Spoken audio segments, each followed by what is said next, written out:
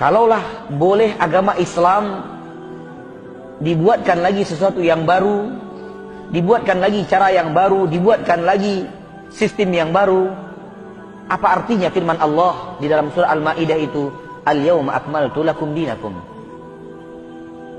Hari ini aku sempurnakan untuk kalian agama kalian. Berarti Islam belum sempurna, masih perlu revisi, masih perlu dievaluasi. Lalu apa artinya hadis-hadis Nabi Muhammad yang sangat banyak?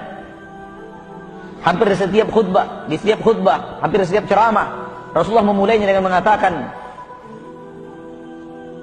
fa inna asdaqal hadits kitabullah,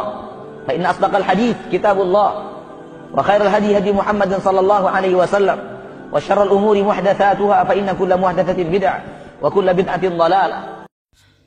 Kang Mas Maududi Abdullah LC, saya sarankan Anda memperbanyak membaca fatwa-fatwa ulama-ulama Anda sendirilah.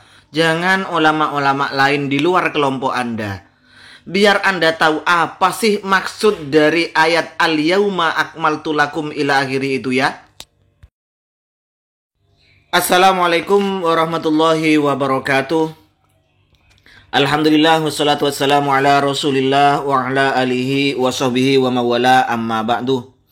Kaum muslimin dimanapun berada, semoga Allah subhanahu wa ta'ala senantiasa memberikan rahmatnya, hidayahnya, menunjukkan kita ke jalan yang diridhoinya, dan membimbing kita agar tidak tersesat di jalan yang penuh murkanya. Amin, Allahumma amin. Kang Mas Maududi Abdullah.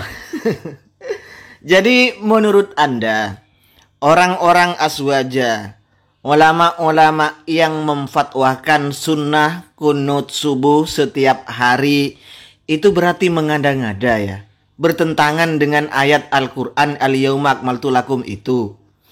Orang yang zikir keras setelah sholat, orang yang mengadakan maulid Nabi, orang yang tahlil, yang salaman setelah sholat, dan membaca astaghfirullahaladzim, bukan hanya astaghfirullah setelah sholat, itu dianggap mengada-ngada, menambah-nambah, menganggap agama ini tidak sempurna. Begitu maksud Anda?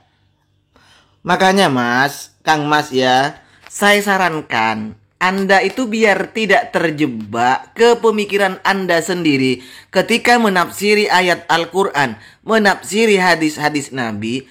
Anda perbanyaklah membaca fatwa ulama Anda sendiri. Saya sarankan itu. Tidak usahlah perbanyak baca fatwa ulama-ulama di luar kelompok Anda. Fatwa ulama Anda sendiri itu ditekuni dibaca. Biar tidak tersesat pemikiran Anda, sehingga menyesatkan jamaah dengan pola pikir mengartikan, menerjemah, menafsiri ayat-ayat Al-Quran dan hadis sesuai dengan pengertian otak Anda sendiri. Oke, Pak Maududi Abdullah, begini ya. Ayat Al-Yawma akmaltu lakum, menurut Anda, orang yang misalnya kunut subuh dianggap bid'ah. Bid'ah ini adalah sesuatu yang muhdas. Muhdas itu bid'ah, bid'ah ini adalah calon neraka. Setiap kebid'ahan itu adalah di neraka. Berarti orang tersebut dianggap menambah agama, menganggap bahwa agama ini tidak sempurna. Begitu kan maksud Anda? Oke, biar Anda melek pengetahuan, saya ajarkan kepada Anda fatwa ulama Anda sendiri. Bukan fatwa ulama-ulama kami, tapi fatwa ulama Anda sendiri. Apa sih yang dimaksud kamalul agama itu, kamaluddin itu di dalam ayat tersebut? Oke, kita buka fatwanya Syekh Muhammad Shaleh Al-Munajjid, Pak. Ini kan ulama Anda, bukan ulama kami ini kan. Ini ulama yang menjadi rujukan Anda, menjadi rujukan orang-orang Wahabi. Ini adalah fatwanya Syekh Muhammad Shaleh Al-Munajjid, Pak. Itu kan ulama rujukan Wahabi, Salafi Wahabi seperti Anda. Itu ada tanggalnya, tanggal 28 bulan 9 tahun 2014. Hal nazala ba'da qoulihi ta'ala al-yawma akmaltu lakum dinakum tasyri'atun wa ahkamun fil halali wal haram. Apakah setelah ayat al-yawma akmaltu lakum masih turun tasyri' dan hukum-hukum mengenai halal dan haram? Nah, di sini Syekh Muhammad Shaleh Al-Munajjid memberikan beberapa pendapat tentang ayat tersebut, Pak. Menafsiri ayat al-yawma akmaltu lakum ini. Tetapi beliau menulis di bawah warrojihu, qaul yang rojih, yang unggul tentang tafsiran ayat al-yauma akmaltu lakum dinakum itu, Pak. Warrojihu annal murada min kamalid din fil ayah kamalu usulihi.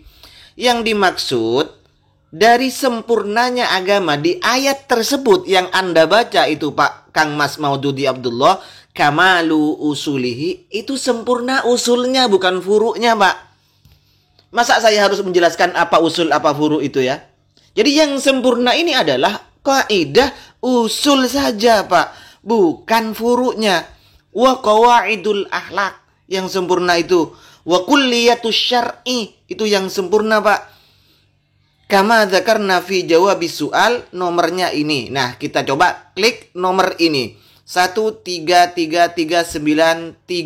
Kita coba apa isinya. Ini juga fatwa Syekh Muhammad Shaleh Al-Munajjid loh, Pak, tentang ayat tersebut yang Anda baca itu. Nah, di sini Syekh Muhammad Shaleh Al-Munajjid menjelaskan tentang ayat itu, Pak. Laisa hunaka ta'arudun baina kamalis syari'ati.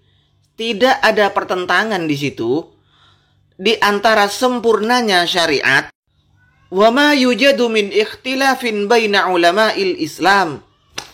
Apakah pertentangan antara ayat yang dikatakan sempurna sementara ulama berbeda pendapat, termasuk Imam Syafi'i mensunnahkan kunut subuh, Imam Malik mensunnahkan kunut subuh terus-menerus, maksudnya ini, sementara ulama yang lain mengatakan tidak sunnah, dilakukan secara terus-menerus. Apakah bertentangan? Apakah tidak sempurna yang selama ini kunut subuh itu dianggap sebagai bid'ah oleh orang-orang seperti Anda? Lalu bagaimana? Apakah ada pertentangan? Wadzalika idza urifa al-muradu min kamaliddin fil ayah wa kamaluhu huwa usuluddin. Kan sudah diketahui, dijelaskan tadi itu ya, Pak, bahwa yang dimaksud dengan wa kamaluhu, sempurnanya agama pada ayat yang Anda baca itu, Pak, di ayat yang Anda baca itu adalah usuluddin. Yang sempurna itu usuluddin, bukan furu'-furu' agama. Wa qawaidul akhlak wa kulliyatus syar'i. Jadi yang sempurna maksudnya adalah usuluddin, qawaidul akhlak, kulliyatus syar'i, dalil global, Pak, tasyri' ini. Amal masailul juz'iyah, adapun masalah-masalah juz'iyah atau masalah-masalah furu'iyah, fahiya mutajaddadatun, itu terus diperbaharui, Pak, wala nihayatalah, tidak ada batasnya, makanya terjadi perbedaan. Ada yang mengatakan bahwa kunut subuh setiap dilakukan terus-menerus ini adalah sunnah, ada yang mengatakan tidak. Zikir jahar dipimpin oleh satu orang imam setelah sholat fardu ini, ada yang mengatakan ini sunnah, ada yang mengatakan tidak. Ini namanya masalah furu'iyah. Tawassul ada yang mengatakan ini boleh, ada yang mengatakan tidak. Namanya furu'iyah, Pak. Karena itu, kenapa sampai seperti ini terus diperbaharui tanpa batas? Kalau masalah juz'iyah itu lam ya'ti an-nassu minasyar'i ala hukbiha, karena memang tidak ada nas di syariat itu tentang hukumnya. Seperti maulid Nabi, secara sharih tidak ada, Pak. Tawassul secara sharih tidak ada, tawassul terhadap orang yang meninggal dunia. Makanya terjadi ikhtilaf ulama atau perbedaan ulama. Wa innama yajtahidul ulama'u fi idkhaliha fi tilkal qawaid al-ammah. Hanya saja para mujtahid ulama ini berijtihad memasukkan itu hukum-hukumnya dalam kaidah-kaidah umum ini, Pak.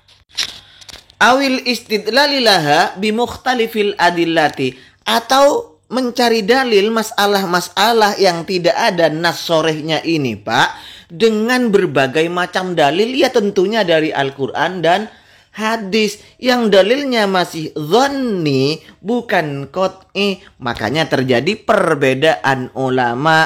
Al-Qur'annya sama, hadisnya pun yang dipahami sama. Kemudian kok bisa terjadi perbedaan?